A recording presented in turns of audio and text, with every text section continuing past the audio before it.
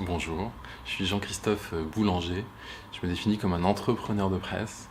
Mon métier, c'est de créer et développer des entreprises qui font de l'information. Je suis PDG de Contexte, un média spécialisé sur l'univers politique, et président du SPIL, le syndicat de la presse indépendante d'information en ligne. Contexte, c'est un journal pour les professionnels des affaires publiques.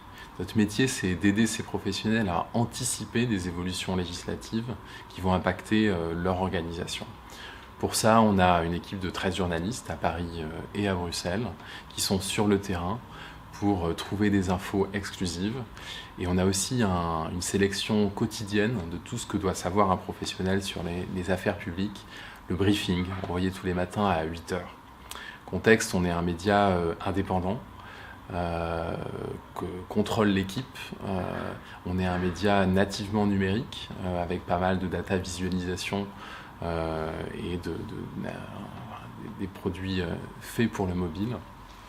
Et on est aussi un média très ambitieux avec aujourd'hui 4 éditions, mais on va en lancer pas mal dans les années qui viennent.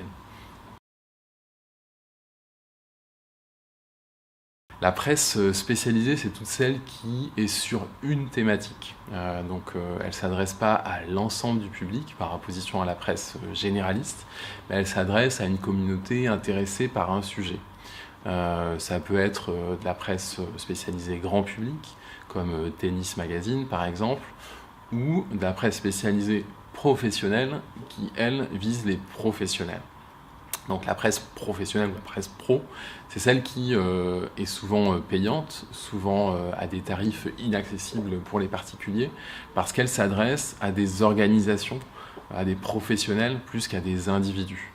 Donc elle est un outil au service d'un métier, plus qu'une lecture d'agrément ou une lecture d'intérêt individuel.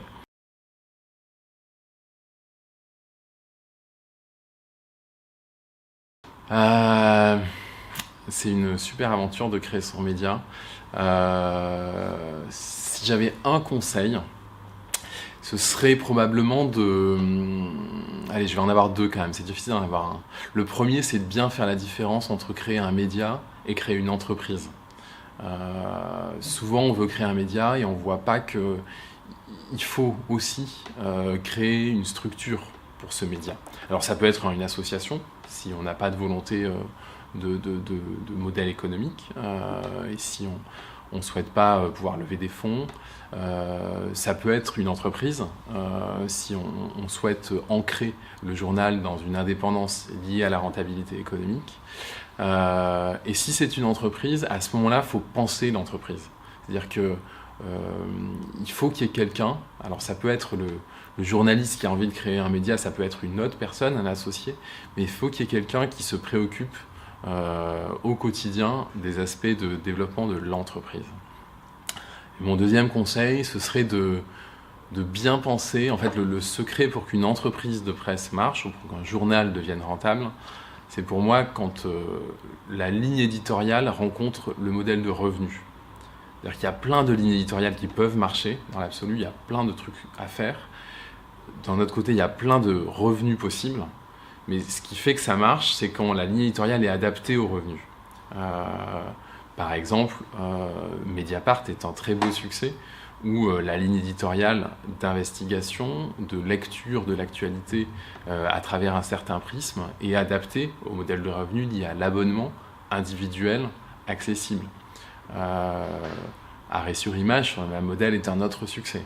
A contrario, il peut y avoir d'autres modèles gratuits qui peuvent fonctionner, mais à ce moment-là, il faut que la ligne éditoriale soit adaptée. Et par exemple, vise l'audience massive, que ce soit BuzzFeed ou le Huffington Post, par exemple. Donc il y a un lien très fort entre la ligne éditoriale et le modèle. Il faut que ce soit cohérent.